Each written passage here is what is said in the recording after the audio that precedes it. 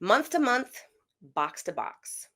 This is how we live in the GLP-1 community. We never know when our coverage is going to get yanked from underneath us.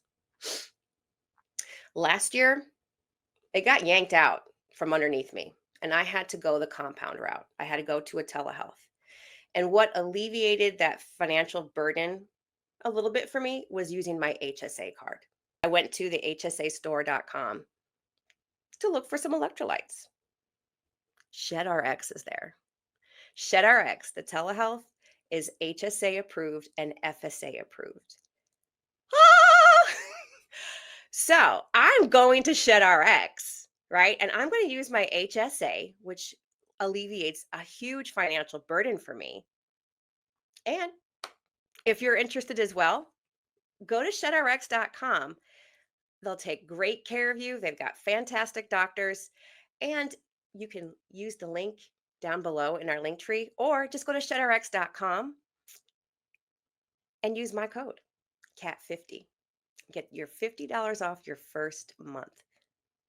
Let's invite our guest. 16 minutes. Oi. There Hi, she Miri. is. How are you? Hi. Hi, Mary. How are you? I'm good. How are you? We're so glad to have you on the Welcome to our show. Thank you. madness. Glad to be here. Yes. Yes. So something that's really important, and we always talk about it, is that it was really important to me and to many people that chose to be a part of this, including the girls, that everybody had the opportunity to take the space to tell their story unfiltered and uncut. And I would like you to do that now, because there's somebody out there that's going to hear your story and they're going to send me a message and say, that sounds like me. And they're going to go to their doctor. So whatever you think they need to hear. I'm on my period, so I may cry tonight. I'm sorry. Oh gosh. Well, Range of emotion. yes. Yes, Kat. That's what I'm saying. It's not good. It's a bad one this month. It Listen, happens. our listenership is ahead. primarily women. It's fine. Everybody gets it. Get it. Anyway, Mary, hey, it's hard Hi. to take the space. The It's men get No it too. problem. They live with women. The ones that So live with women. I'm willing to bet my story is kind of similar to a lot of people's out, that they were the heavy kid and grew up, listening to certain keywords. And, in my case, I was a chubby child, and it just continued to get worse. And, my mother was very skinny. So she was frustrated, and she would make certain comments that I still remember to this day. Things like, if I wish I could buy you nice clothes, if only you would lose some weight, things like I that. know. Listen, and I think our mothers didn't understand the impact that would have on us later. I really think so. It's the 80s, the 90s, things were Yes. different. So you say things like that to people, and then, of course that affects you later on in life. And so I was the fat kid in school, and all through high school. I was on the morning announcements, and I remember dressing up for Halloween as Buffy, who I was like so into Buffy the Vampire Slayer, and I had like a blonde wig because I'm not actually blonde. I'm Me a either. redhead. Blonde.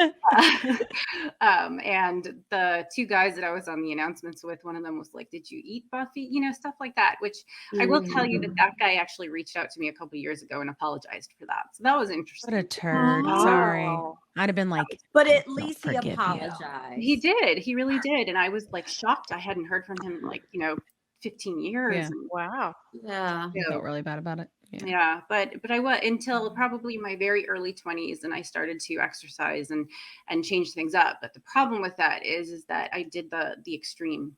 It was all about the extreme because, I didn't know what food noise was, like I didn't even, I didn't understand what it was that was going on. I just always knew that I was the fat one and I didn't want to be.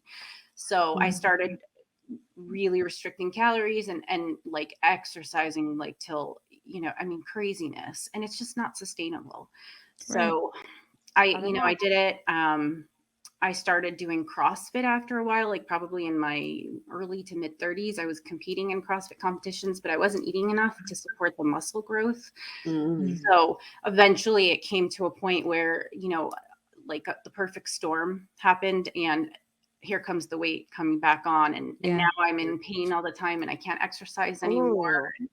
You go from losing, I probably lost around 100 pounds from when I was in my early 20s till I started, the cycle of disordered eating, which I think all of it is disordered eating when you're, overweight and it's, you're binging on things senselessly, even though you're not hungry, to the restriction, all of it. It's just a bad relationship with food. Yeah.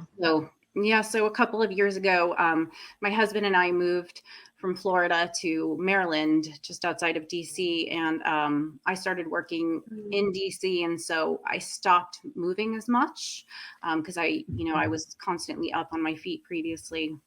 And the weight came and like the aches and the pains and all of the things that come with it. And I woke up one morning and, it's not just one morning, but you realize, oh, wow, I put all my weight back on. So it was tough, and nothing that I tried worked, like nothing. Cause now here, when I first lost all that weight, I was 20 and now I'm 42. So it's not the same. So I did my research and, I work in human resources and with a specialty in benefits. And I decided that GLP-1 medication was something that I wanted to consider because I knew there was something not right. I just didn't know what it was. I happen to have an excellent primary care provider. He listens to what I say, and he will change things up with me and we'll explore whatever options. That is the most important thing. I see a lot of people say, like, oh, my doctor won't prescribe this, that, and the other. And my response to that is get a new doctor because he's not listening to you. Absolutely. Yeah. He or she.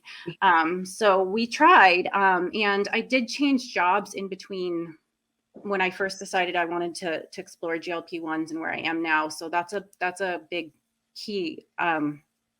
The insurance that I had at the time denied the Ozempic.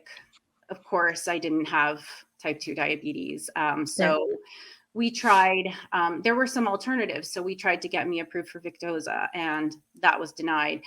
We tried all of them. They were all denied. However, they did say, okay, try step therapy. So he prescribed metformin for me. And that is what eventually got me to where I am now, but I only took it for like a week.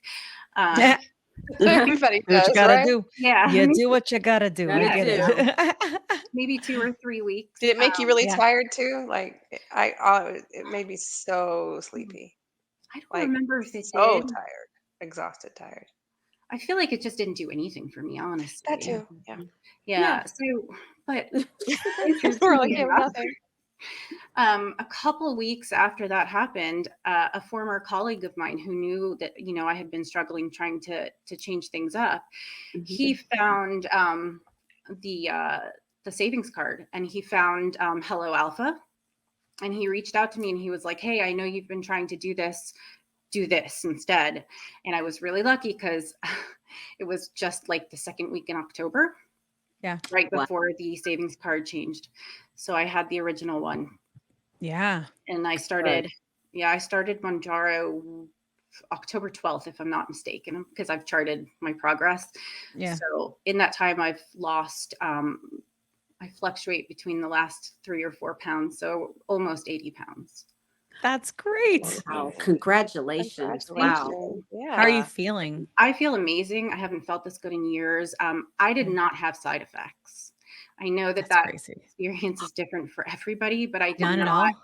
The None only at all. What thing- can I ask? What dose I'm you're on now? I'm impressed. dying. Yeah. So right now I'm on 7.5. Wow. I was on 10 for a good few months, and 10 is probably the one that I was on the longest because I did 2.5 for a month, 5 for a month, 7.5 for like 2 months, and then 10 for a while. Then my doctor moved me up to 12.5, and I did not like it. That was the only time that I didn't sleep. And I can't say for sure it was that, but I'm pretty sure it was that. I did not. Yeah. So I went back down to 10. And then, when I hit my quote unquote goal weight, which I still haven't really like pinpointed, I started to titrate down. So we've been kind of fluctuating between 5 and 7.5. And I think I've decided 7.5 is for me. Your jam. 7.5 works. Yeah. That's a great dose. Yeah. I like it. I just feel like the whole experience has been amazing. I feel like because I haven't had side effects or anything, I feel like I just really needed it. You Yeah, know, like for my sure. body just it needed it. And no, I don't have PCOS and I don't have type 2 diabetes and I don't Yeah. have a lot of the issues that people experience, but I'm sure Yeah. I was heavily insulin resistant. 100%. Yeah. And All the specialists say if you're obese, you're insulin resistant, like at this point, right? Like, so yeah. yeah. Yeah. Yeah. Yeah. And I struggled with my weight my whole life. This is the first time that I've been able to not have the food noise. And Mhm. I can make something for dinner and I cannot finish the whole plate because I Yeah. recognize when I'm full. Like I can eat whatever I want. I don't need to worry about counting calories or dieting, or I can't have that, Yeah. or I can have whatever I want as long as it's a reasonable amount. And it is, Yeah. because now my body actually signals when I'm full, whereas it didn't before. So, and Yeah. I've never known what that's like my whole life. Yes. Me either. It's incredible, right?